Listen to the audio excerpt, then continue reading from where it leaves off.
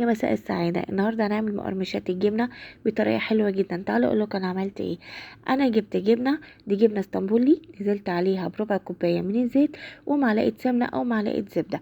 هقلب المكونات دي مع بعضها، وبعدين هنزل بنص معلقة من البابريكا ومعلقة سكر.